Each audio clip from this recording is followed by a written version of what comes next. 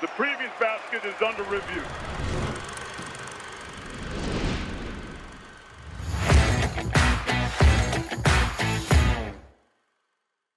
Welcome back to another episode of Stats by Will and Jim, the college basketball podcast that focuses on the numbers. We are proudly under the Basket Under Review umbrella. Please check out the website and the Discord. It is the greatest community going in the college basketball internet. Only $10 a month gets you access to all kinds of written content and more behind the scenes. So check that out. A lot of great writers, including the illustrious Will Warren, who is joining me, your host, Jim Root, today. Will, how are we doing? Are we ready to talk Big East as we continue our preview series here? Illustrious is very nice. In this camera angle, very visual podcast, I look shiny. I did complete a run like an hour ago, so maybe that's why. But yeah, I'll take illustrious. That's a good descriptor. It's usually eccentric, shithead, or something in between. So illustrious is a good one. I wouldn't say you're shiny. I'd say you're glowing, Will. That's what's happening over there for those that are not getting the visual portion of things. He looks like he's ready to rock. We're going to talk Big East. Only 11 teams, which we talked about before recording. We were excited about. We love you, Big East. Thank you for not gluttoning yourself to a completely oversized proportion. Thank you for a normal schedule. Yes. You play everybody twice. I don't have to worry about who plays who, when. I just know it's happening. I joked in our Discord that I was glad that there's no chance for Dan Hurley to behind the scenes beg out of having to go to Omaha every season, because I know he doesn't enjoy it, but he doesn't have a choice in the 11-team Big East. So we are happy that it is that format, a double round robin. And yes, as mentioned, it is the Big East preview with the continued premise of what is the number that will define the season for each of these 11 teams. Now, I probably got a couple of my teams where I wanted to say two numbers, and we'll get into that a little bit. But team by team, in order of Will's standings, that's how we'll do it, and we'll talk about a key number for each squad. Before we do, though, we've got to get to our stat of the day, Mr. Warren, and keeping in the Big East theme. It's not been a great couple of seasons for the Big East. And the question I have for you is, last year, out of the 11 coaches and teams, how many teams outperformed their preseason KenPom ranking last season? So from beginning to end, how many of the 11 teams improved? And for bonus credit, if you'd like, you can try to name the ones that did. I'm giving you a hint there. It is plural. All right, St. John's for sure. That's one. St. John's is correct, from 19 to 14. Yep. Not as big of a jump as I would have thought.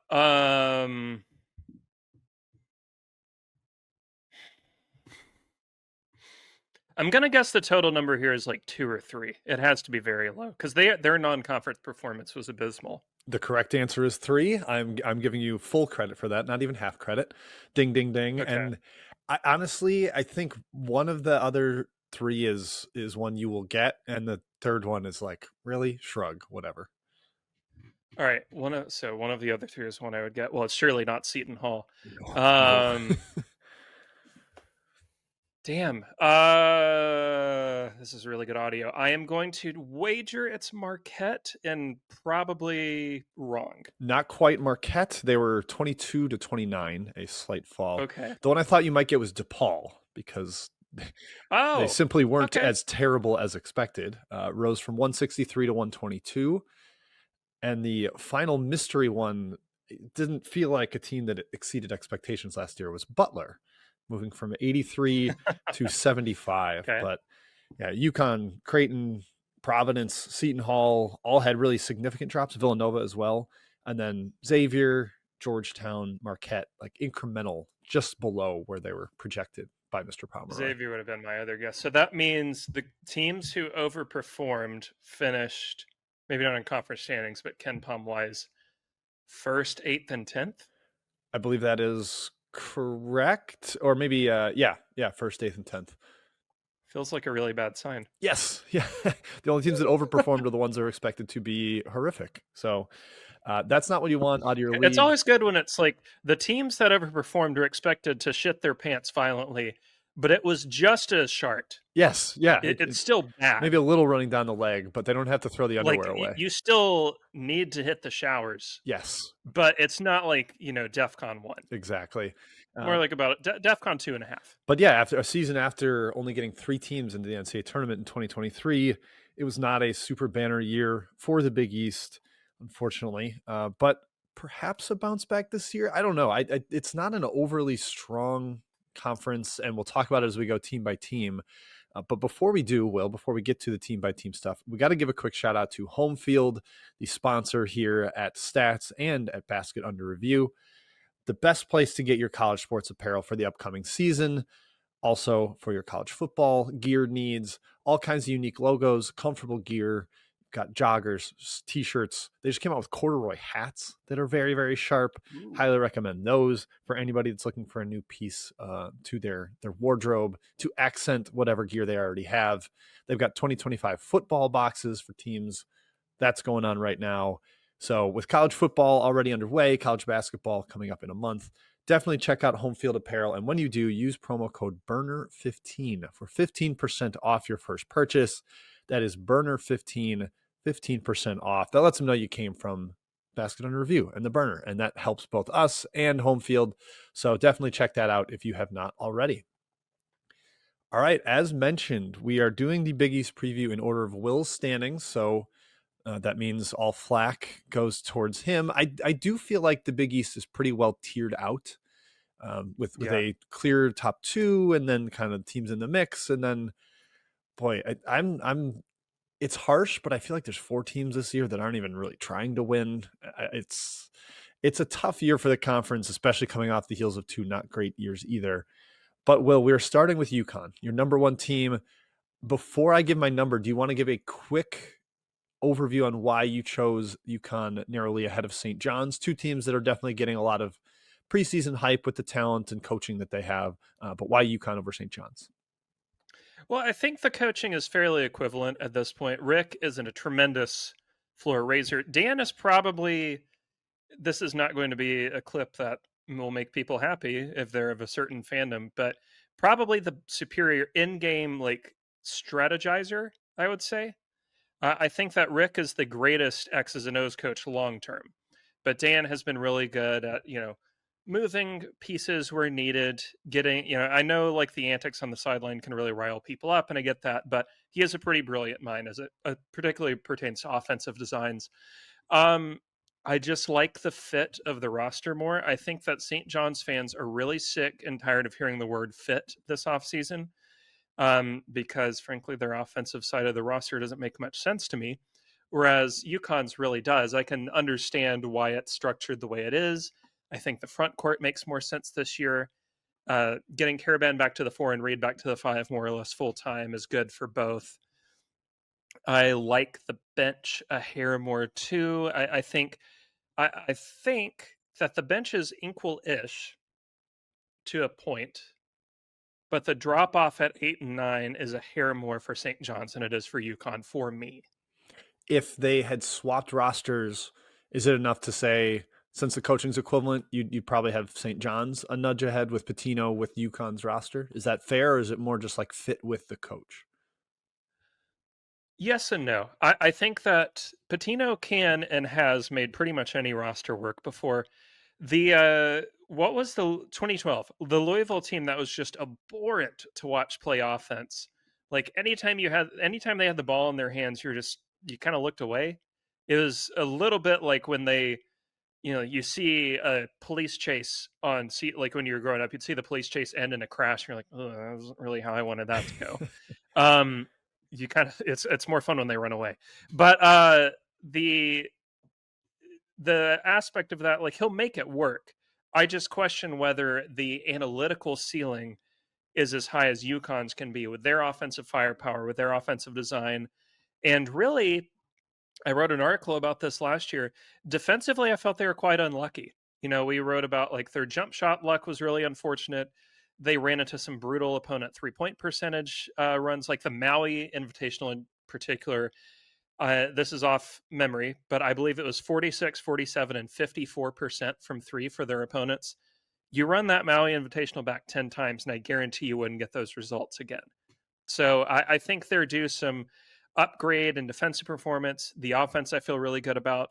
I just think that in general, they're a tad ahead St. John's is going to have more headlines, but Yukon has more structure. For watchers of the NCAA tournament last year, I'm sure they'd say, Rick or Will, you only have to go back 1 year to think of a disgusting Rick Pitino offense. Well, but they almost set an NCAA tournament record for offensive rebounds in that game.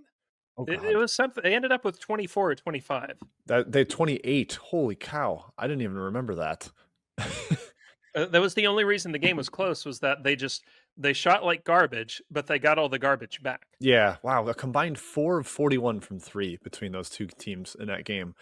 I was at a pool during that game watching it. There was a big screen with it on, but I was at a Vegas pool, and I think maybe that eased my concerns over the ugliness of it.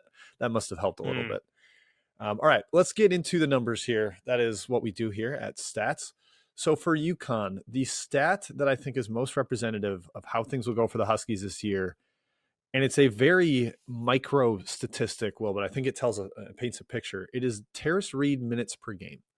And I say that because I think it tells you how the perimeter defense is going for Yukon. Are they giving up a ton of straight line drives at Terrace Reed where he has to commit fouls?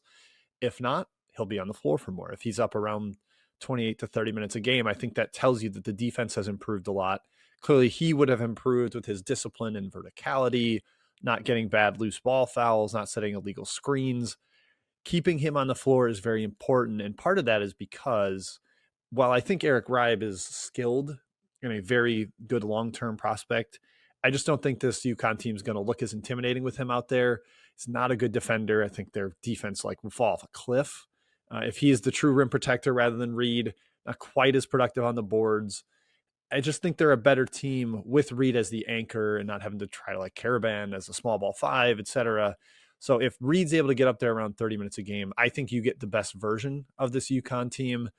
And I know Hurley doesn't always love that, but if it's the Sanogo-Klingon split of 27 and 13 from 2023, that works for me. And I think that's a really good Yukon team. I would agree with that. And, not just Caravan. Don't forget they ran Jalen Stewart at the 5 sometimes last year, which was really strange. It did not go well, if you were curious. But I was looking at the center data from last year at Hoop Explorer. So Samson Johnson, who he kind of traded on and off with, this is adjusted, for schedule. 102 points allowed per 100 possessions. Not that terrible. 49% allowed at the rim, but a very high foul rate allowed. When Reed was on the floor, they committed 2 fewer fouls per 100 possessions. Nothing amazing. And the rim field goal allowed was about the same. But they're way better defensively because of one aspect. When Reed was on the court, they out-rebounded opponents by 11.6 per 100 possessions. With Samson, it was 4 per 100. The way he dominates the boards both directions really opens things up for Yukon. It almost makes them, with a higher foul rate, of course, a little St. Mary's-esque with how, volume dominant they are rebounding-wise and how many second chances they get offensively and how many second chances they erase on the defensive end. Plays into the pace factor a little bit. Yukon's able to control pace a bit more when Terrace is at the 5. And I think if they can get it to 27-13, 28-12, ideally 30-10, but, let's take baby steps here. That's a really good sign, I think, for the Huskies. Yeah, you can look at last year. I think a lot of people, maybe if you're just glancing at the KenPom profile, it's the free throw rate. They're 342nd. They fouled a ton, and that's part of this consideration with minutes per game. But they won the national title easily in 2023, ranking 313th in that category. I don't think it's mandatory for them to be awesome in that category. They just need to have incremental improvement elsewhere, maybe force a few more turnovers. They have better perimeter defense. They've got longer defenders. I think that can help them there. And we are both very much of the belief that this is a top 5 offense. And last year they were 15th. So I think if Yukon becomes as sharp on the offensive end as we think they will, the defense just has to be good enough. And whether it's fouling a little less and having Reed on the floor more, I think that is where that improvement comes from. Well, and part of the foul rate, as you mentioned, is that Yukon's defense is designed to funnel. They erase threes very well. They do force some mid-range twos, not a ton, but a lot of it is funneled towards the rim for Reed or last year Samson, and of course in the past Sanogo, Klingon, etc., to erase. Auburn adopted a pretty similar strategy with their peak teams. So I don't worry as much about the free throw rate. It's just, like you mentioned, if they can get Reed to about 27, 28 a game, I feel pretty good about them. Yeah, the one minor concern with that is with Ribe out there, I don't think the funneling works as well, and that's part of why I want Reed on the No. floor. And then if you're going to foul a lot, you should, in my mind, be able to offset with forcing some turnovers. But if you're not getting steals and you're fouling a lot, like what is your defense doing? Is it aggressive or is it conservative? I don't know which one.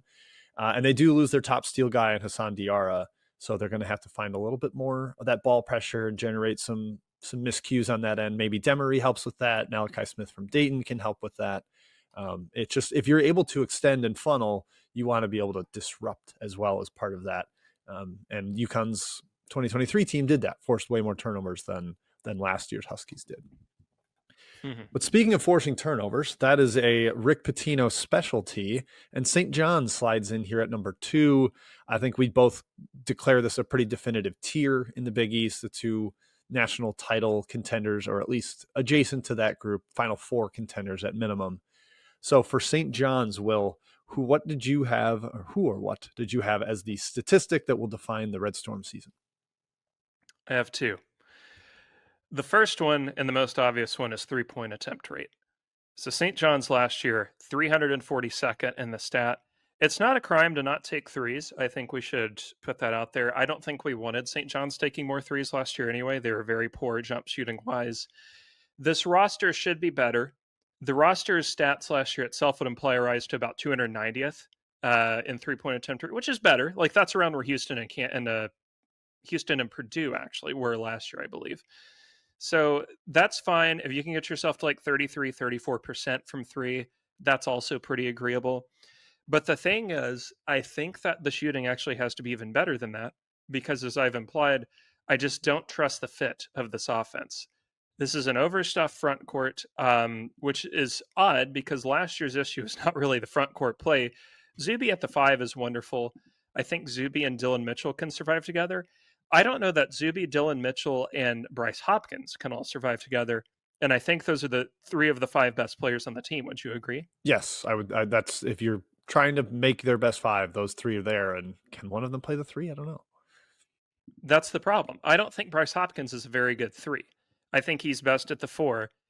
And weirdly, I think that they might work best with him at point forward, which would imply that he has to play, let's just estimate 30 minutes. I don't think you can play him and Dylan Mitchell together 30 minutes, and I don't think you're going to bench Zuby Ejiofor, so what do you do there? Yeah, you try to force some of those guards and wings into that and sacrifice your best lineups, or at least your best players, to try to find more optimal lineups, I guess. And that comes with the question that he's been a firebrand in our Discord for reasons based on literally one user's actions. But Dylan Darling is pretty key to this team for me. If he can just be fine defensively, I don't think he needs to be amazing. He is a bit of a gambler in the defensive end, which could help. But if he can just be agreeable and, more or less get away with invisibility on the defensive end without being an active deterrent, that really does help because he is a very good scorer. Like he can shoot quite well. I think that he could relieve some of the tension on the offensive end for St. John's, especially from deep, if he can just stay on the court. The downside to that is that I don't really believe in him defensively whatsoever. And once you get past that, Isaiah Sellers is good, Ian Jackson is good, but I do at some level, and I hate to make it sound like this, think that going to play for Bobby Hurley is telling on yourself a little bit. So Josan Sanon is like, I'm concerned about him translating into a system where he's going to be expected to do way more than he was at Arizona State. It is sort of a, reboot year for him in a way, but the way, I love Matt Winnick's ratings, but Matt Winnick's ratings have a starting lineup of Jackson, Sanon, Sellers, Mitchell, and Ejiofor, with Hopkins as the 6th man and Darling as the 7th. Fine and good. I don't want to debate that too much. But what you have there are 3 guards who need the ball in their hands to score and 2 guys who can't shoot. That's not a good offensive fit. You need an off-ball wing. You need somebody who can come off screens. That's where Darling would come in, and that's where possibly Bryce Hopkins would come in. but we don't really know. It's a very strange collection of talent for me. Yeah, a little bit of a, as you mentioned, clunky offensive fit. You can cover a lot of perimeter defense issues with if you're playing Mitchell and Zuby together because they're both mobile, active, can switch a ton. We saw it last year, some of their switching possessions, but that was also having a speed demon like Davon Smith and one of the best defenders in the entire country in Kadari Richmond. I don't think any of their perimeter guys are remotely that level this year. Jackson, Sellers, Sannon, like those guys aren't going to be blankets on the perimeter. It's interesting with 3-point rate being the stat you chose because Rick Pitino's been low in that both years at St. John's. The end of his Louisville tenure was very low, but from basically 2002 to 2011, Louisville took a ton of threes. It was something he leaned into early, and they were top 40 in 3-point attempt rate basically almost every year. Slid down to 64 and 69 for 2 years, but they had a lot of threes going up. And then he kind of leaned more into the athleticism, pound the offensive glass, let's be the best defensive squad in the country, and the identity changed. This roster certainly trends more towards that offensive tilt as long as you can optimize the lineups. And I do think Darling is very important there. Can they find some sort of point forward aspect from Dylan Mitchell or from Bryce Hopkins? Can those guys at least serve as like handoff hubs or mid-post facilitators so you can have some of those shooters on the court or scorers on the court and make it work? It's odd that St. John's has this many questions with an all-time coach and a talented roster, but the fit stuff does kind of baffle you a little bit, and it's going to be up to Pitino and Steve Masiello and the entire staff to figure it out, which, your mileage may vary with the staff, but I trust Rick Pitino pretty much entirely as a coach. There is one other stat I wanted to touch on here. It's obviously not as important as the roster one, but 15 plus. This represents the fact that last year St. John's overcame 4 15-plus point deficits. They were 4-0 last year when trailing by 15 or more points. Maybe they should have gone down by more to Arkansas. Yes. But these stats don't really hold from year to year. I think, it's kind of indicative of a little bit of shooting luck, a little bit of, maybe free throws went your way, whatever it might have been. And the quality of the teams they were down to here. So 3 of these 15-plus point deficits that were overcome were Providence, Georgetown, and Xavier. Xavier's only one of those that made the tournament, and I would not particularly describe that as like a particularly impressive win. You need to stop getting down by so much because you can't always count on coming back. So I want to see if St. John's really is a Final Four contender this year. I want to see better, like game script is the term. I want to see better like control of a game, like dominate the script, get out in front, don't let up, because you certainly have the talent. Yeah, it's curious because you'd think a team that would erase big deficits would be offensive firepower, like can go on a big run. And that was not St. John's last year. They would just, I guess, lock down on defense and hold you to a long drought and work their way back in the game. Another little oddity, I think maybe we've mentioned on the show before, but they lost their games by 1 in OT, 3, 1, and 2 last year. Like they were 4 possessions from being 34-0 heading into the NCAA tournament, which is crazy. And of course, they won an OT game. They won a couple close games. Along with that, the Marquette overtime game at Fiserv in Milwaukee was a crazy game. But they were really good all season, never got blown out. It's kind of like Duke, where they didn't get blown out, and their worst performance was in the NCAA tournament on the biggest stage.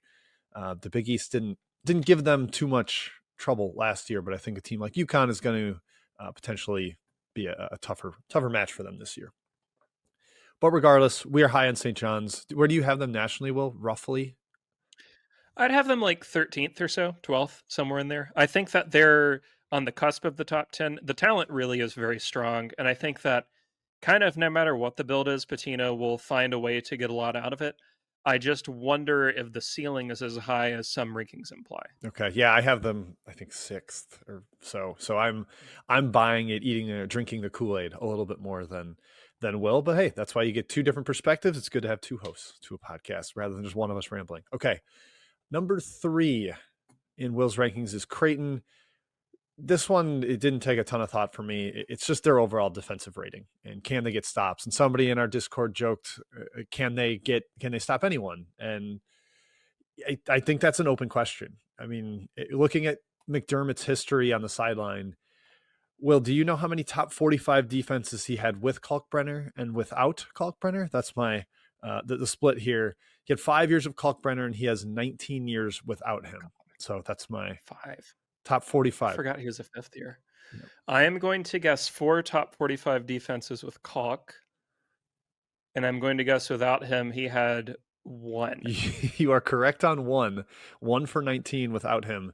And that was at Northern Iowa in, I think, 2006. And he went 5 for 5, top 45 with Kalkbrenner. Nice. And obviously Kalkbrenner wasn't like the featured part of the defense as a freshman, but he won 4 straight defensive players of the year in the Big East and was a massive, massive influence for how they defended. So I'm just looking at it and thinking, all right, this is not a coach who's engineered good defenses out of thin air. He did it with only a mega stud 4-time defensive player of the year protecting the rim. And I think this is like terrifyingly bad defensive personnel. Guys coming over from Iowa that can't really move their feet in Dix and Owen Freeman. They're not great in space. I don't trust Nick Graves here. I haven't seen much from Fedor Zugic as a defender. Then you've got your McAndrew, Trout, Green front court that I don't see a positive defender among them. Can they rack up or get enough stops to make what should be a lethal offense really, really worthwhile? Or does the defense just give up too many on the other end? That's the question. The offense, like, can they get enough rim pressure? If I'm nitpicking, they can shoot, they can move the ball. It's going to be beautiful sets out of McDermott, getting guys in good spots. But how do they get stops, Will? That's what I can't stop going back to that with the Blue Jays because of the personnel and the history of their coach. Now, I will push back a hair. I think Owen Freeman is a very good defender. He's flashed quite well in a very bad Iowa system. So I would like to see him, I guess, with a coach that's, I don't know what the word is, but maybe more willing to play defense than Mr. Fran McCaffrey, who I do like a lot. He's very entertaining. I'm pro Owen Freeman. I think Jackson McAndrew is a good enough connective piece. But I do agree beyond that, it's going to be hard to find stops. The thing that does worry me is, so last year with Kalkbrenner on the court, adjusted for shooting luck and schedule, they were about a top 35 defense. With him off, they were 9 points worse per 100, allowed 5% worse 2-point hit rate, gave up more fouls. They did turn it over a little more, like on defense, got a little more in that regard. But, I mean, obviously they weren't as good at deterring rim pressure. I think a target for me, if I were to be happy, because, well, I guess let's do this. Where would you have them in your offensive rankings? I put top 20 because I think that's comfortable. I'd probably have them like 14th or so, maybe a tad higher. I don't know where they're getting a lot of easy buckets besides maybe some post steals from Owen Freeman. Okay. I would have them like top 15, maybe 13th, 14th, something like that. So if we're looking for that, and we had a discussion while we were prepping this about how many Big East teams are going to wear home uniforms in the round of 64.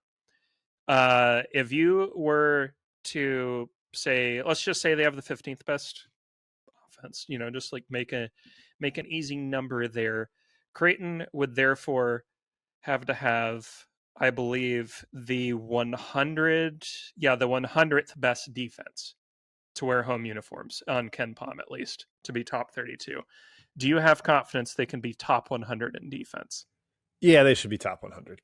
I'll buy that. So I think they can get there. The structure of it works. The Creighton defense does not force, it's usually a big loser in terms of shot volume, but what it does do really well is force a lot of mid-range twos. They force like a very low quality shot in general. Freeman can work in that. I think they can find enough on the perimeter. I don't think it's going to be pretty. I don't think it's going to be good, certainly. And I think they might just get shredded by some teams. But there are aspects of this roster that really work for me. And I put in the Discord on some teams' preview day that the team I actually trust to pick apart, I can't remember if it was Yukon or St. John's, one or the other. The team I actually trust to pick apart those two is not one or the other. It's actually Kraton.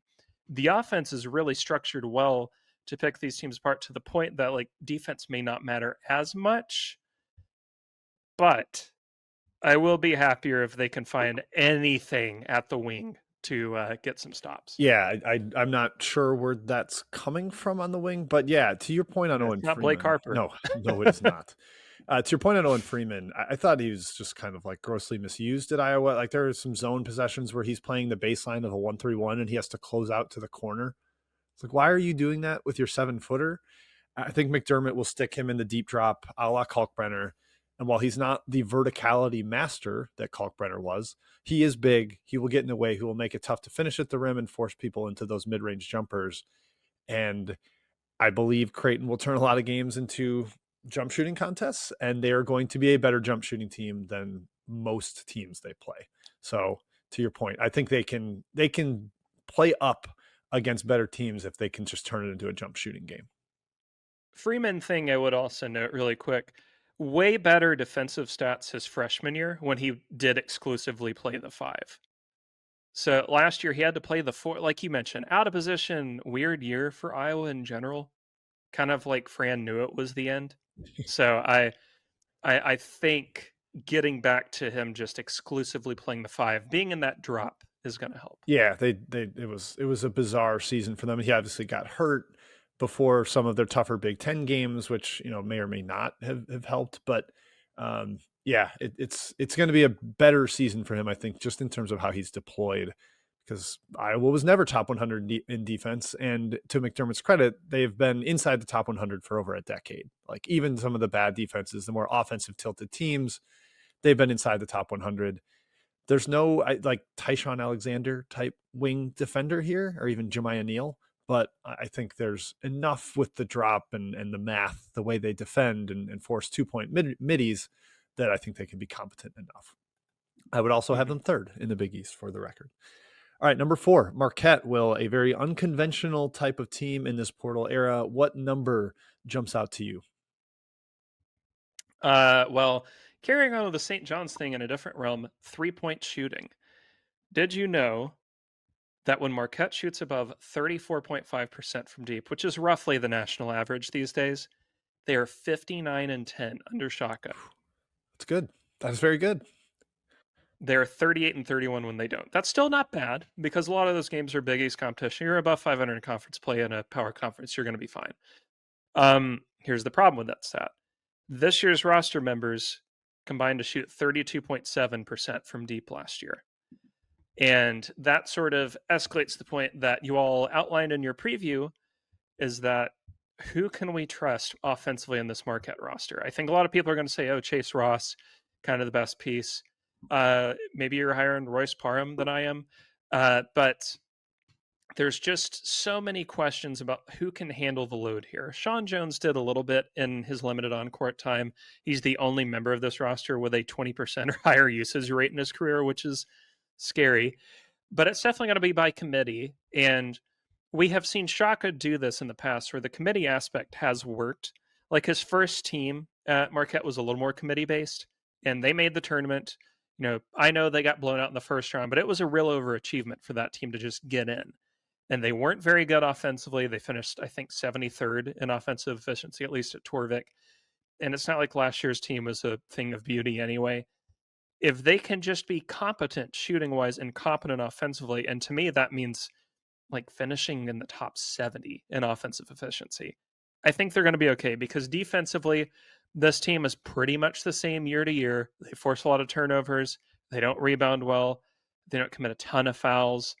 You know what you're going to get. And what you're going to get is something probably in like the 30 to 40 range in adjusted defensive efficiency. So we just need you to shoot okay from deep. And then I think I can trust you to get into the tournament again. Yeah, the contrast in system after we talked Kraton is really interesting defensively. Like Marquette's going to extend, force the turnovers, whereas Kraton is like dead last, or has been bottom 5 in the country in turnover rate. With Chase Ross, with Sean Jones, I think they're going to be up in opponents' grills defensively, as they typically are. Stevie Mitchell is gone. He was excellent on that end, but they're still going to be in that vein. Ben Gold is an odd piece for them because he doesn't quite fit their defensive system, but I think he really is helpful offensively as just a pick and pop spacer. He's not a high usage guy. As you mentioned, nobody on this roster really has been to this point in their careers. But Gold can step out, open up the floor. He is an actual, like, you have to close out to him type of shooter. He's a 38% on good volume as a center guy, and that opens things up for potentially Jones getting downhill off ball screens or Chase Ross slashing from the wing. They do have to find the guys that are going to be the playmakers, the play finishers, and I think Marquette fans are high on Parham. They're high on Jones. Jones, I think for anybody that's listening and doesn't know, he did not play last year because of a torn ACL, but he was back practicing, like, fully cleared in January. Like, could have theoretically played last year, but didn't want to burn the year with Cam Jones as the guy at point and having to work slowly back into the rotation. So they just held him out, but he's been healthy all offseason. So this is not one of those guys that's like not even cleared for contact yet, a la Jaden Quaintance or other players that are recovering from a March torn ACL. He's been good to go, and I think that does help. But yeah, Shaka's had a very nice offensive run the last 3 years with Kolek and Cam Jones. Nevada Smith, the assistant, gets a lot of credit for modernizing Shaka's offenses after he had some bad ones at Texas. But the personnel here is the question mark, and they didn't bring any heavy hitters or anyone from the portal to bolster that. What would be your over-under for Marquette's leading points per game this year? 13.5.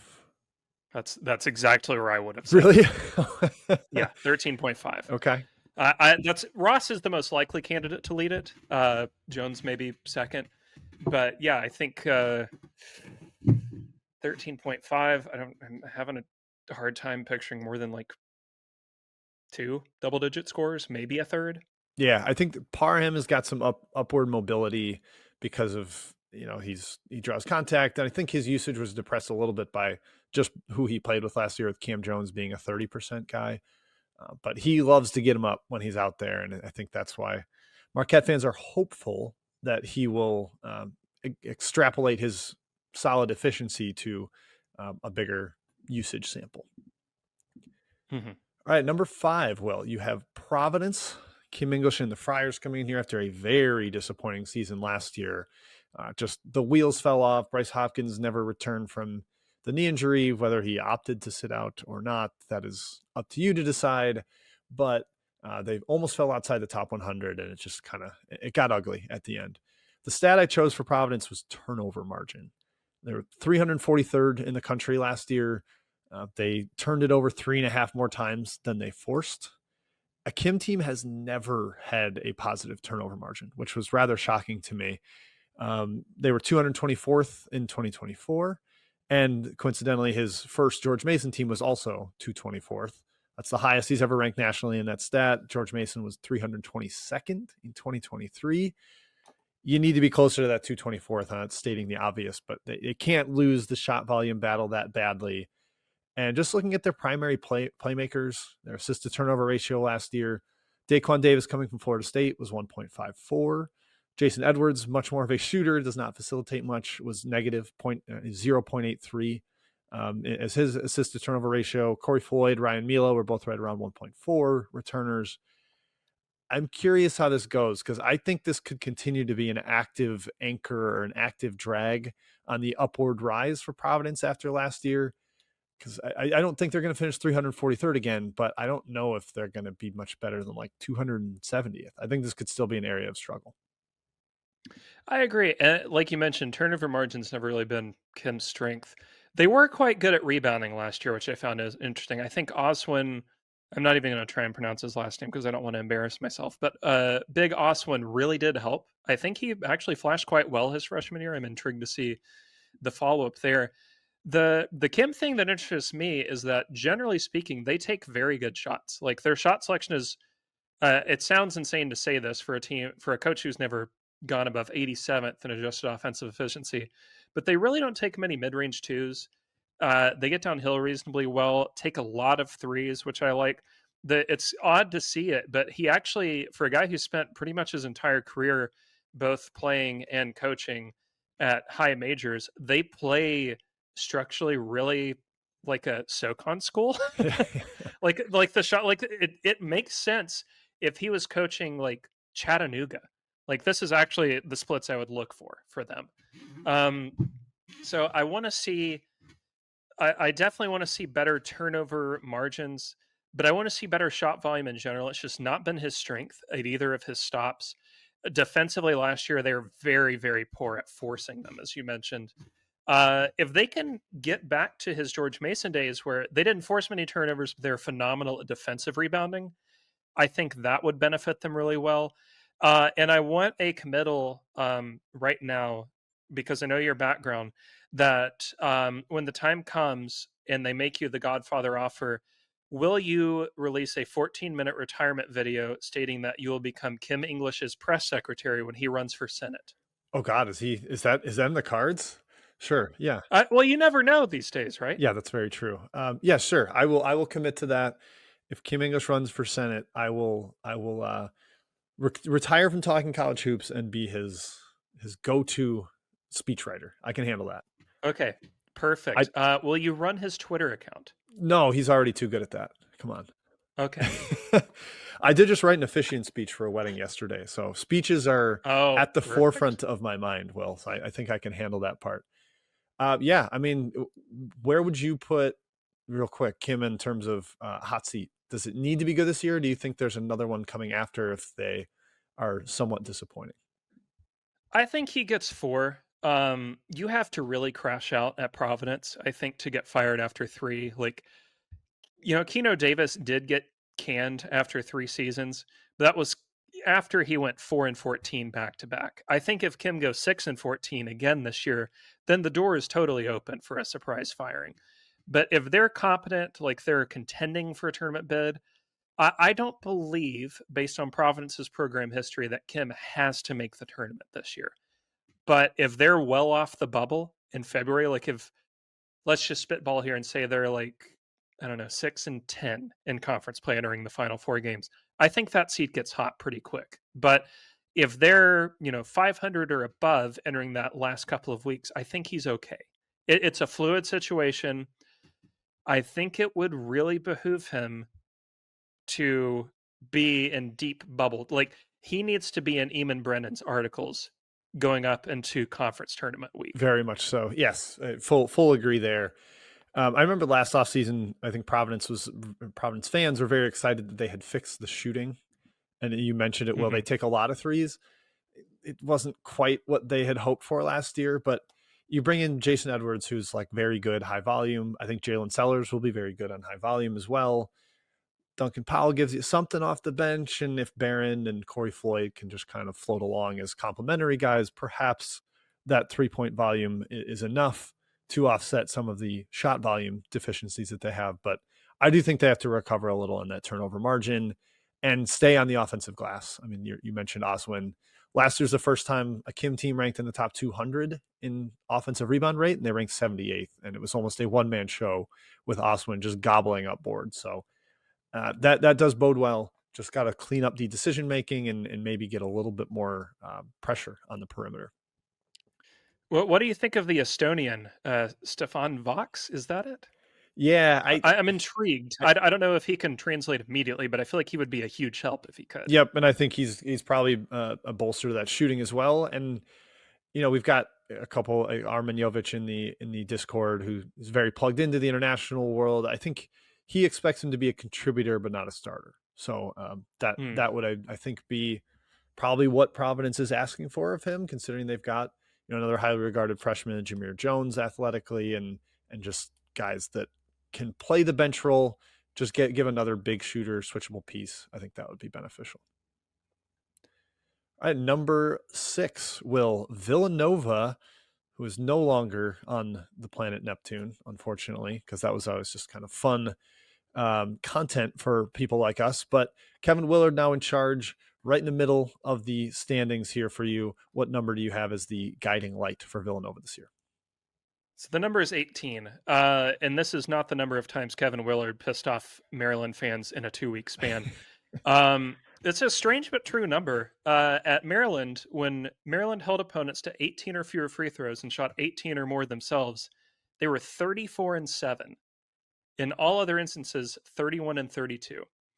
So the Willard era at Maryland is the strange one because I felt like every single team he had was completely distinct from the other. So to get a guiding through line there is a little difficult. But you look at his past, and you do see teams that, you know, they were pretty good at keeping opponents off the foul line, especially last year's team, which was impressive with so many moving pieces. Um, I want to see if he can do that at Villanova this year too.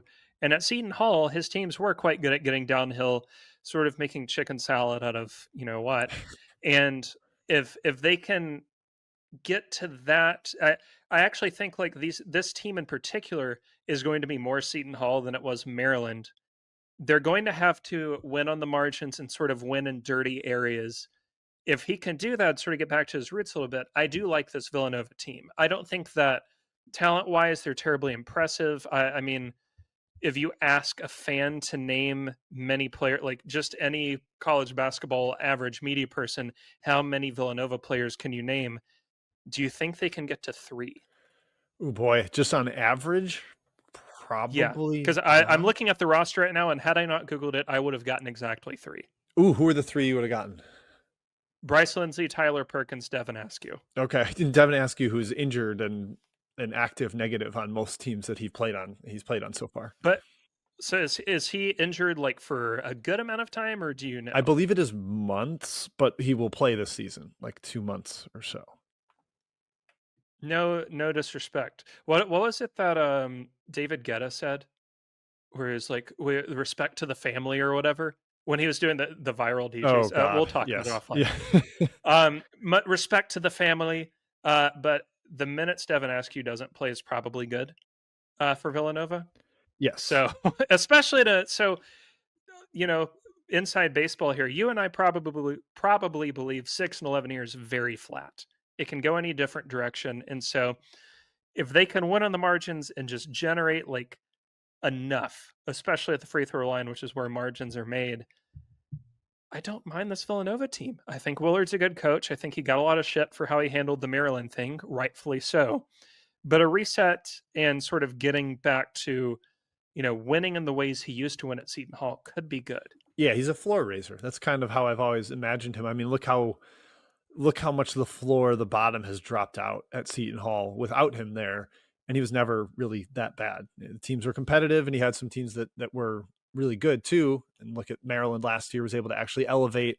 But I think his strongest quality as a coach is he raises the floor. He keeps you very competitive. And whether I love this Villanova roster or not, I think they're going to be in the mix around the kind of top 50-ish, maybe a little better, maybe slightly worse, but they can pick off some teams at home. They've got a really high upside freshman in a Caden Lewis, who I believe was ranked even higher than like the top 40-ish spot he's at right now. At some point in his high school career was like a top 10 or 15 type of 5-star guy. And I think he's going to come in and make a major impact, especially with Askew out. It is indefinitely is the report. So you're right, Will. I don't think there's a reported timeline on him. But Duke Brennan's solid in the paint, and double-double type guy who's not going to be a shot blocker. A couple other mid-major positive players like Bryce Lindsey, you mentioned him. He's like a legitimately awesome shooter. I think that helps. Tyler Perkins in his second year after coming over from Penn is just a generally useful player. Some of his on-off splits are really strong last year, which bodes well with Willard taking over. A lot of unproven depth and a lot to figure out in terms of like who's the star. Can Lewis be that? That's the question. But I just have a hard time seeing this team not be competitive. And as you mentioned, free throw line has been a big area of decision for Willard. And if they can control that bodes very well for the Wildcats. And it's not Kyle Neptune. Just remember that. That's what I'm thinking, is just that the results this year will be less confounding game to game. Yes. Yeah, there wasn't the, Villanova's an underdog. Maybe they'll play up, but they'll also lose to somebody random all the time. Like the Columbia, St. Joseph's, Virginia losses in 9 days last year. I know it was Virginia, but they were outside the top 100. It was ugly for Mr. Neptune, especially when he had already started the season on the hot seat. Yeah. All right, number 7 in Will's rankings is Depal. And we kind of alluded this with Providence, but I'm going to lean all the way into it as the statistic here. It is shot volume that I'm looking at with Depal. Last year, it was kind of just a collection of mid-major shooters and guards, and they were small, and a little bit deficient athletically to be a Big East team. And per CBB Analytics, they ranked 292nd in field goal attempt differential last year. So they just didn't have the guys that could force turnovers defensively. They didn't have great rebounders on either end of the floor other than Nehemiah Benson, and he only played 20 minutes a game. So in order to fix this, you're going to need a little more experience, better decision-making from blocker at the point. Adding RJ Smith helps. Get a little bit of help from Caleb Banks as a rebounder. They've got 4 6'10" to 7'2" guys I have on the bench. I don't know if any of them will actually be helpful this year. Might be a lot of long-term projects there, but if they can get over their rawness and one of them can even make a difference as a rebounder, that helps. I just think if they're going to continue shooting a lot of threes, which I do think they will and they should, they need to compete a little better in the shot volume department so that they're not having to make a bunch of threes every night. They can at least be a little more competitive. So that's where I ended up landing with the Blue Demons. There's one other stat I almost went with, but I'll let you respond before I go to it. And Holtman on the shot volume aspect is really intriguing because if you look at his first 6 years across Butler and Ohio State, consistently very good at turnover prevention and consistently average at turnover production. That's fine. Like, that's positive. Also very, very good at defensive rebounding. But it's like something in that COVID year team, and I have to imagine it was the Oral Roberts loss, something broke him or like broke that team fundamentally, like going forward, because they were never the same. They cratered in turnover, production defensively, cratered in defensive rebounding. They got to back to basics offensively and were usually very strong on the offensive end. Yep. But the shot selection wasn't as good. It was just like something within him snapped and he was not the same. And I kind of wonder if this Depal run can be more like the start of that than the finish. Maybe this is a bit of a and I know like that's hard to say after last year was a bit of a continuation of the end of the Ohio State tenure. But I think it's a positive sign that they leaned much more on perimeter production, way more threes, as you mentioned last year, much better passing in general. It was most like his first couple of OSU teams, actually.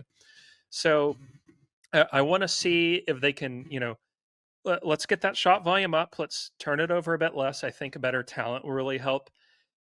And damn it, I just can't quit Chris Holtman, even though I probably should by this point. But I have trouble giving up on a guy who essentially got 3-point variance out of a job at OSU, and just has never seemed bad to me. Yeah. I don't think he's a bad coach by any stretch. Not at all. I think that's kind of what Villanova or Depal needed. They'd had some bad coaches in a row, and Chris Holtman's better than that. And that's why he was one of the few that outperformed expectations in the Big East last year. I'm glad you referenced the early Ohio State teams, because that was the other stat that jumped out to me is 2-point percentage defense, where Ohio State, for all their defensive flaws, was pretty good at that year after year. And early in his tenure, like I remember Keita Bates-Diop being just a total destroyer on the defensive end. And that was what they thrived. The first 3 years, top 25 defense in KenPom.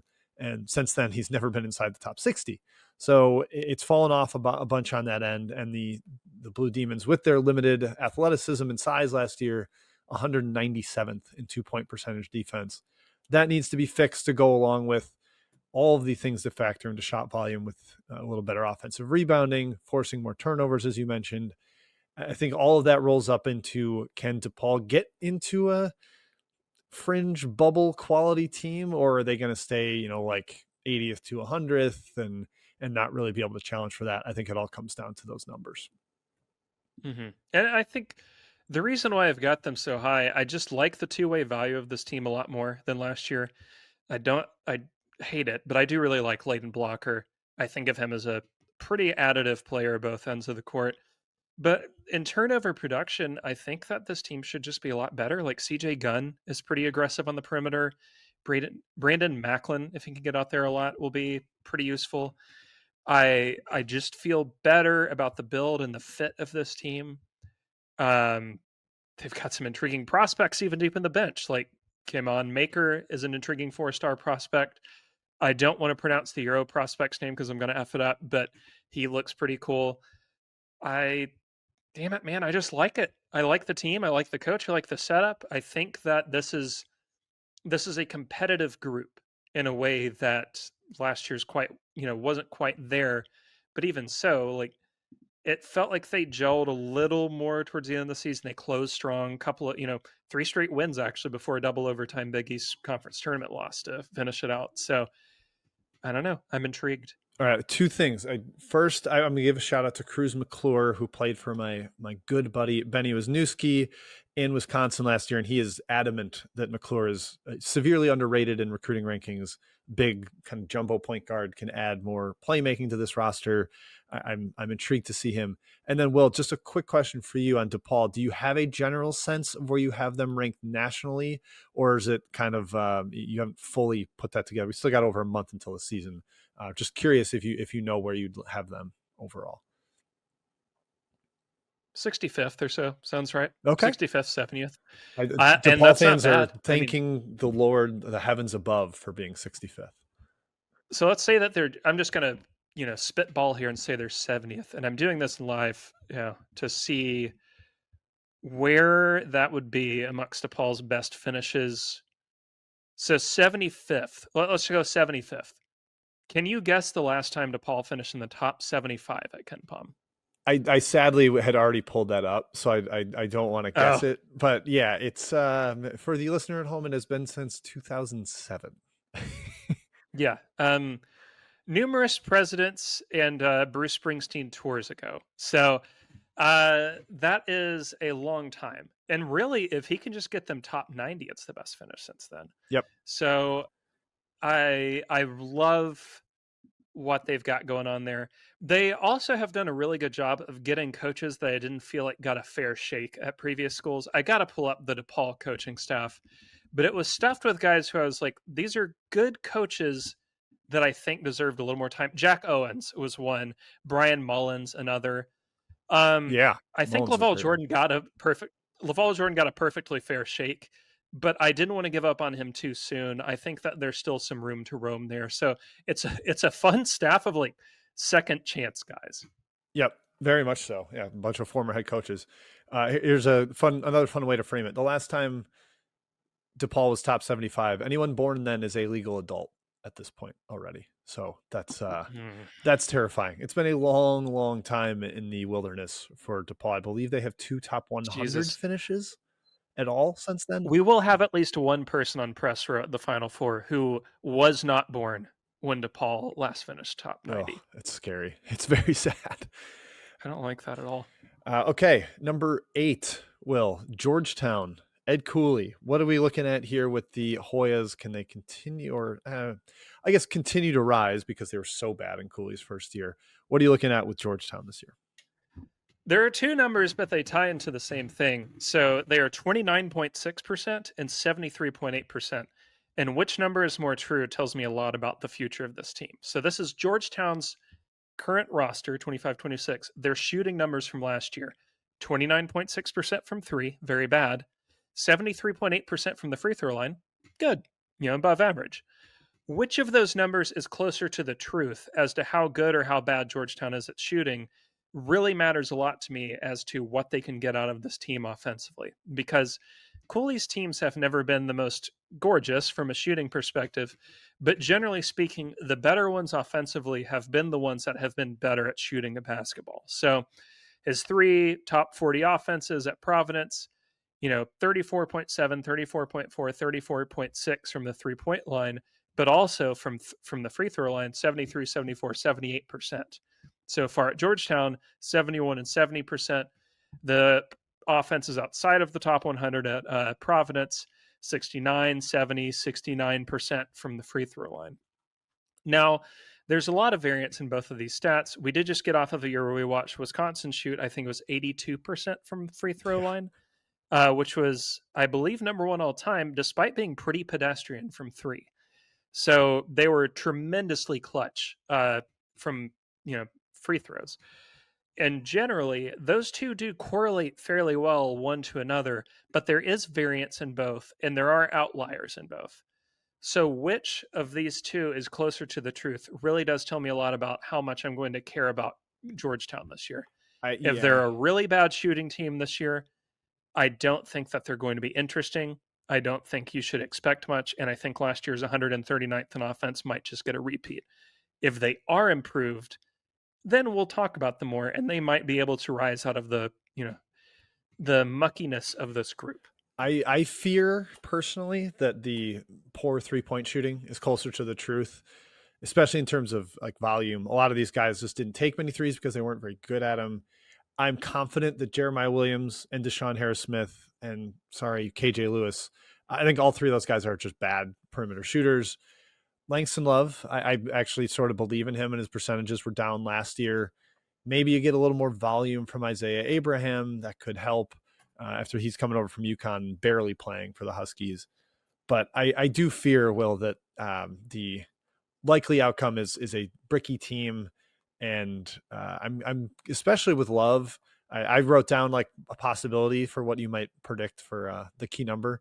This is games played for him because I think he's a really, really important part of their perimeter rotation because he's, excuse me, a potent perimeter wing, but he's just hurt all the time. And he missed some time this offseason already.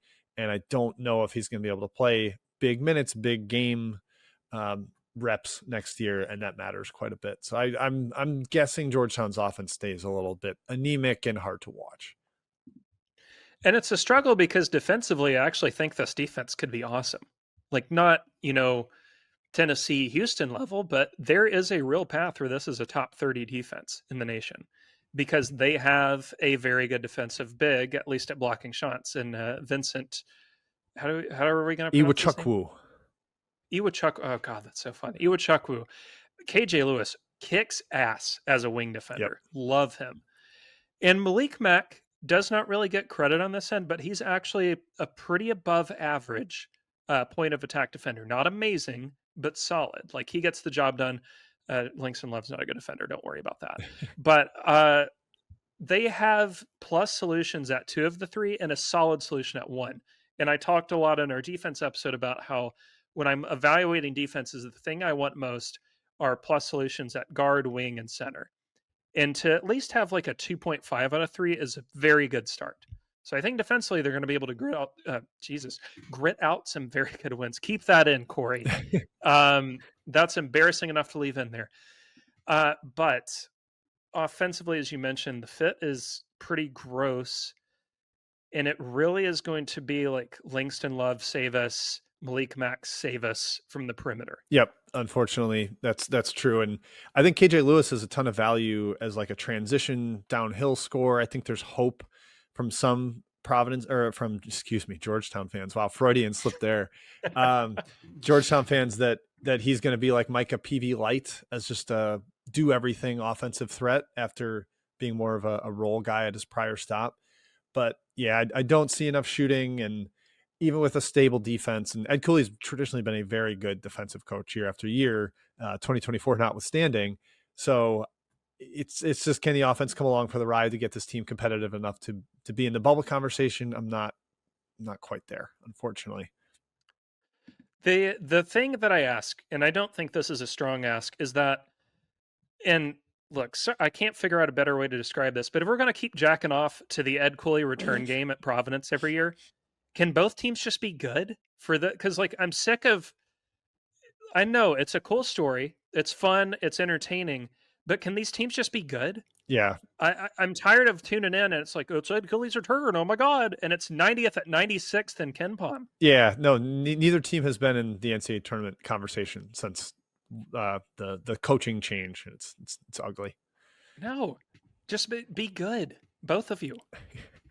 All right, let's move to number 9, which is Xavier. And I had a hard time with this, Will, because I don't think even Xavier fans have a real high hopes for this season in terms of like, we're not going to make the tournament. That's not the point. So for the guiding statistic, I went with D1 experience. And I put this because I think the best outcome for Xavier this year is if all their sophomores play a lot. The guys that have multiple years left that Richard Pitino brought in via the portal, Anthony Robinson, all right, Gabriel Pizzato, once he's healthy from his meniscus tear, even Milicevic and Njai off the bench. I think what would make a Xavier fan happiest with this season is especially if that first trio played a lot and played well and gave them hope for the coming season. where they can fill out the roster a little better. It's going to be a different NIL environment without having to fill out the entire new roster. If Robinson, Wright, and Pizzato can prove themselves as cornerstones in the Big East, then I think everybody's happy in Muskie land, and that's a good thing. My one caveat to this is more Kason Westfall is not a good thing. So if you have his freshman year dragging down their D1 experience that's a problem. But it's really all about the sophomores and laying the foundation for the Richard Pitino era. Can you guess for me really quick Xavier's lowest ever Ken Pom finish? Gosh, in 27 years, or something like that. I will guess 71st.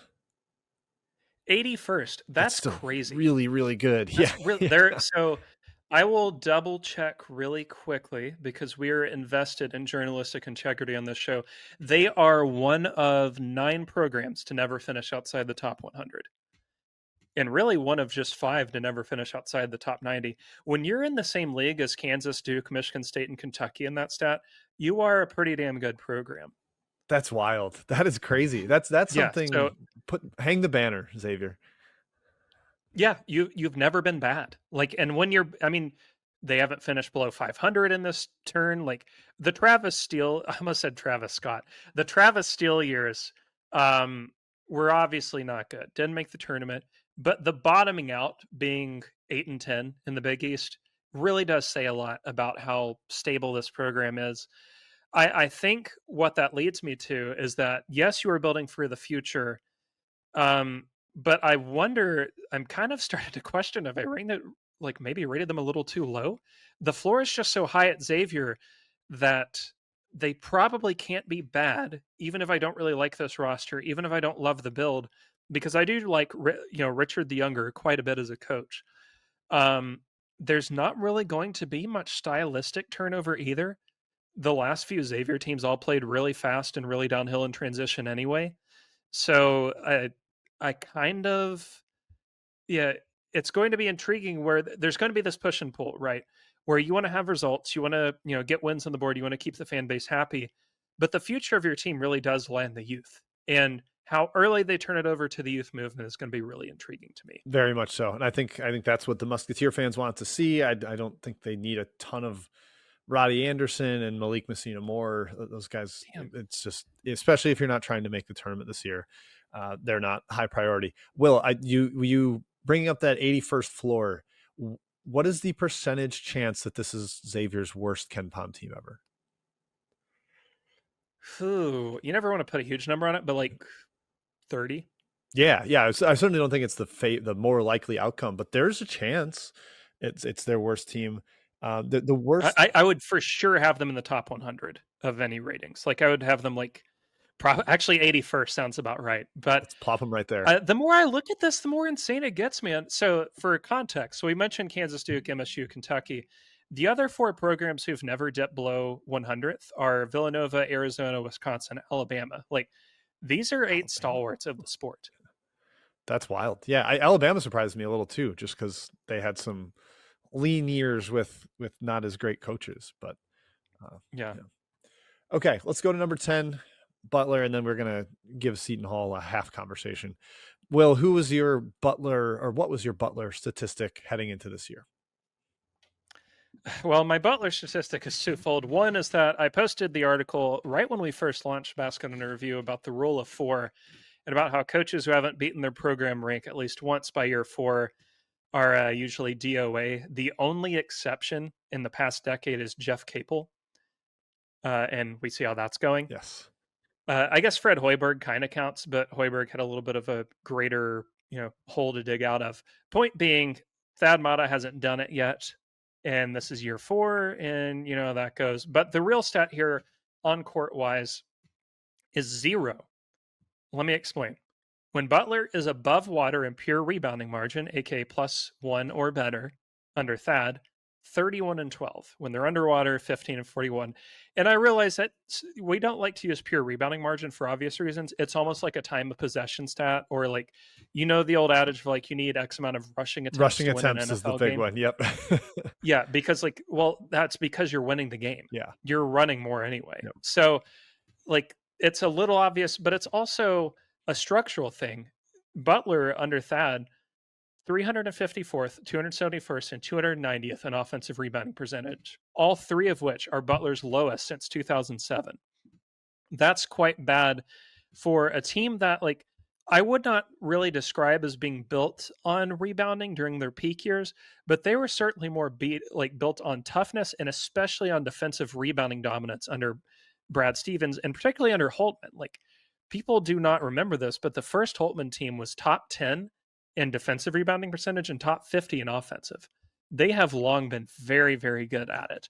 And so for them to collapse this hard under Thad, particularly without anything to shore it up on the defensive end, they have consistently been well underwater in defensive rebounding percentage, only got above average last year and barely so. And it came at the expense of the worst turnover percentage forced by miles in program history. The shot volume just has to be better, and it starts with rebounding. They went hard on rebounders in the portal, like Drayton Jones from South Carolina State, Johan Traore of numerous places, Michael Ajayi. But these guys can't play together. None of these are really shooters. And so the fit here is really concerning for me. I guess you can play Ajayi and Jones together a little bit as like mega rebounders and sort of defensive bigs. Or you could play Ajayi and Traore together a little bit, maybe, but you can't play all three. And so I find some serious concern there. The talent level here is just an open queue. Like, I guess you would describe technically the most talented player is Johan Traore, but we know the answer to that one. The most talented proven piece is Finley Bizjack, I guess. Yeah. Jalen Jackson, maybe Michael Ajayi, and all of these guys. Like, would you pick any of those guys to make a fourth team All Big East? No, I would not. Would you pick him sixth? Maybe like I would pick one. I'd pick one for 6 team All Big East. Yeah, maybe Ajayi has the talent to get up there. Yeah. Now we will note with the team inflation size of this. What is the meme? Utter woke nonsense. Team inflation size of all conference teams, where there's like 12 players, forgetting that you can only play 5 together in a friggin' basketball game. One of them very well could be third team. Not my problem. But I don't really like anything. And I hate saying that because Butler being good is good for college basketball. I will note for you, I am going to Hinkle in a month and a half for the first time, and I can't wait. It's going to be after the marathon I'm running. Oh, amazing. So I'm really looking forward to that, but it bums me out that I'm likely going to see a team whose peak this year is 6th in the Big East. Yeah, they just don't have a very high ceiling. And I'm surprised by this, but Thad Matta's beaten his preseason KenPom rank all 3 years. It's just they start from such a place of disadvantage because of their resources, because of their roster, what they're able to bring in, that even him, like, honestly, technically doing a quality job coaching and elevating the talent isn't enough to really be a truly competitive program in this era because they don't have the money. And they don't have the resources to acquire talent and be competitive with the rest of the league. So, I mean, the last 5 years of Butler basketball, they haven't been in the top 60. They've got one top 25 finish in the last 8, or in the last 7. It's a bleak time for them, unfortunately, and even a good coach like Thad isn't quite enough to elevate them. His teams at Ohio State were much better on the offensive glass than these 3 Butler teams have been. So I would anticipate that starting to be something that they focus on, and they've got better rebounding guards this year, which I think can have a waterfall effect through the lineup. But yeah, I'm with you. I don't see a real high ceiling here, and I would only say they can finish 6th because 6 through 11 is such a mess in the league. And the 2 aspects of this is that it doesn't require talent to rebound, in my opinion. Like, yes, it helps to have it, surely, but a lot of that is just about how many players you send to rebound a missed shot. Yep. The other, and I did look this up before we got on the show, so this is data from fiscal year 2023. Can you guess for me the team directly ahead of Butler in basketball spending? Ooh. It is not a power conference team. Yeah, I'm guessing it'll be like a Missouri Valley team. It is Loyola Marymount. Ooh. That is the level of spending they have right now. Man. They need to, I mean, I understand Butler has long been the underdog and is kind of like punched up a bit, but when you're getting outspent by Loyola Marymount, St. Louis, I mean, Seton Hall spends more money on basketball than they do. That doesn't speak well to Seton Hall's relative success, unfortunately. But yeah, I wrote a little bit about this three-man weave like years back on our website, and Butler was always so far behind the eight ball in the Big East. It felt like unfair. Like, how does this team going to compete with such limited resources and with money only becoming even more important in terms of having to pay players? It does feel like Butler's fighting an uphill battle, we'll say. I do think it would behoove them once we're going. I'm going to say that Mata is stepping down, or getting to go out on his terms this year is above 50%. They should probably just hire Chris Gerlufsen from San Francisco. Like, just keep going off the Kyle Smith tree. It makes a lot of sense. They're the data raid, do more with less, or find ways to do more with less. Moneyball kind of approach. You should be embracing that as a school that has Oakland A's money problems, which is what Butler does in the Big East. So, yeah, I like that. All right, number 11, Will, Seton Hall. Last year, Seton Hall was essentially 2020 and 21 St. Peter's, a sub 300 offense, a top 100 defense. And I'm sorry, Shaheen Holloway, but if you're having St. Peter's seasons at a Big East program, that's a problem. You got to find ways to be better than that. I don't think they're going to be a ton. I mean, they'll be better than last year, I think, but not a ton better. They're not going to be like a team climbing the Big East rankings. So for me, the stat that matters here, Will, is just something for, can this team be fun? And that would require Adam Bud Clark being a mega stud. So I'm looking at points created per game by Bud Clark. Last year at Merrimack, he was third in the entire country in points created per game, behind only Donovan Dent and Braden Smith, two very notable point guards on the national scene, just ahead of Cam Jones, Ryan Nemhard, Bennett Sturtz, and Dylan Darling. So very prominent names. That's kind of where Bud Clark was operating in stratosphere in terms of both usage and assist rate. Really rare air. He's dynamite off the bounce. I think he can be fun if Holloway gives him freedom. I just think this team is going to be kind of watching paint dry again, Will, unless Clark is a mega stud on the perimeter. And even if he is the ceiling higher than like 90th? I don't think so. How about Bud Webb? I like Bud Instead Webb. of Spud Webb? Yes. Bud Webb, because he's small and fun. Did you know that South Alabama has a guy named Spud Webb this year? Yes, Okay. because I'm on the Sun Belt preview. Okay. I did find out about Wiggy Ball. And I think you're a person I can admit this to. I was floored that Wiggy Ball is white. I'm also floored by that, and I'm glad he's not. I guess he's not in the LeVar family tree of hoopers. No, but also like a two-sport star apparently. But anyway, no. That's who we talk about in the Seton Hall preview. That's what happens. Yeah. Offensively, it's a disaster. I do think TJ Simpkins is fine. I'm interested to see him translate over. AJ Staten McRae, I like. But this is going to be yet another year where they're very defense first. The upside of this is that there is actually a reasonable path to me for them being a top half defense in this league. Personnel makes total sense to me for that. And that might just be the only way they compete. But I think if they're going to get to that, like you mentioned, 70th, 80th range, the program rank historically is 71st. I would wager that, you take some of the Willard results out of there and the truer outcome is about 90th.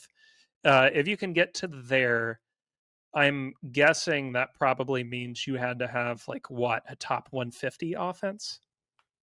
Yeah, something like that. And can they get there from where they were? I mean, Holloway that was one of the things when St. Peter's was going on their run. It was like, they run beautiful offensive sets to get Doug Eater to open threes and have guys coming off multiple screens to get open looks. That's how they beat Kentucky in that opening round game. I just haven't seen that here. And even with some of the deficiency in offensive talent, I don't think the structures are real great offensively. So I'm that's why I'm just rooting for Bud Clark to go nuts and run a ton of ball screens. I don't know if that's really Shaheen Holloway's go-to MO, but I do worry about them. How high do you think they can finish in the Big East standings? Like, after just talking about Butler and their roster, it wouldn't stun me if Seton Hall's better than them, but for Seton Hall to be better than like 2 or 3 teams in this league would really be surprising. I think it's plausible they could get to 6 with close game variance. Okay. the defense being ultra awesome. So for context, I went back to the 2024 Ken Palm numbers. Richmond, and I know this is different league, easier comp, but Richmond, 34th defensively, 156th in offense, 89th overall. That's not that outlandish for me for Seton Hall. If the offense just, average sucks instead of historically sucks. Yeah, just average suck. Um, That's and, not a lot to and ask. like the first Seton Hall offense was 133rd. That's bad for Power 5, but that's tolerable-ish. Like Kansas State last year was 139th, or in 2024 they were. I think it's plausible, and Shaheen is a good enough coach. And I would outline my theory here, which is that there's no bad coaches in this league. I think people's least favorite is probably Kim, and I still think Kim is like a good mid-major coach. Like I still believe in him analytically. Yeah, George Mason wasn't bad. Like they were solid for George Mason Yeah. while he was there. Yep. And Shaheen is like I still think a very good mid-major coach. Like it's just this is a resourceless job, and it's all on like, can you punch above your weight? And last year they sucked ass and still beat Yukon. Like they can do it. Like it's plausible. It's just going to take a lot of, pulling oneself up. Yep. And it's probably going to be cyclical, and it's hard to be cyclical in an era where you can't retain players as well. And that's, I think, been part of what has driven Holloway mad with this job. It is his alma mater, and I think he wants to win there. But at some point, he's probably going to crave more resources, and I could see him like parachuting or something to a place where he feels like he can retain players relative to his conference competition better than Seton Hall and as mentioned, Butler can. Mm-hmm. All right. Well, you mentioned it earlier, and I want to get your official answer. How many teams in this conference are going to wear home jerseys in the NCAA tournament round of 64, which would mean being a 1-8 seed? I think we're both in agreement on Yukon and St. John's, but who else and how many? I go 3. I think Kraton wears home uniforms. I would have them as a 7 seed. I know that's a little high compared to some, but it's a trust to McDermott. It's also just frankly a trust that college basketball as a whole is going to be a bit down this year in terms of, peak level talent. So I think things like, Creighton being unable to stop anyone. Shit, I've seen Creighton teams in my life being able to stop teams, and they ended up a 7 or an 8 seed. Like they were fine. I don't think it's going to be a huge deal. I think I will guess 5 from this conference make the tournament. Make the tournament? Okay, I'm going to say 4 make the tournament. I don't love this league. But I'll go with you and say 3 as well for wearing home jerseys. In McDermott's time at Creighton, he's had a 9 seed twice, and every other time he's made the tournament, it's been an 8 or better, which is 1, 2, 3, 4, 5, 6, 7, 8, 9 times. So 9 of his 11 times making the tournament, he's in that top half. He's never been like a true bubble guy. I think he'll sneak in above that. And Marquette feels like a very 10 seed team to me. That's where I'm shoving the Golden Eagles, and I'm not a Providence buyer this year, and the rest of the league doesn't have the upside for me. So that's where we land. I'm doing a quick scan of our sponsor Home Field to see what Depal shirt I can get before the season begins, since we're staking our claim on good Depal. Hopefully there's some good Playing Possessed logos that they're all over the public transportation, the L here in Chicago. Chicago's Big East team Playing Possessed. So keep an eye out for that. Oh, that's good. But that wraps up our Big East preview. We'll be back again next week with another conference preview TBD. Probably Big 12 or Big 10 would be my guess. If we can stomach another 18-team league, maybe we'll do Big 10. Will, anything else to add for the people before we let them go? Thank you for listening, and critical support to the Detroit Tigers, who have diarrheaed down their leg nonstop for the last God knows how long, but will beat the Cleveland Guardians. I am a believer, baby. Let's hope so. This podcast is the foremost hopers of a Tigers Brewers World Series. We are desperately hoping for that here at Stats. We'd be on board. All right. That is it for us today. Thank you to Trilly behind the scenes for Basket Under Review and giving us the opportunity. Thank you to Corey for the editing, Home Field for our sponsorship. I believe that is it. Oh, Sam for our graphics. I'll give him a shout out as well. Thank you, everybody, for tuning in. Make sure to check out Basket Under Review, only $10 a month. The season is coming. Get on that site. Get into the community. It's going to make the season even better for you as a college basketball fan. But that is it. We'll let you go, and we'll see you next week. Cheers.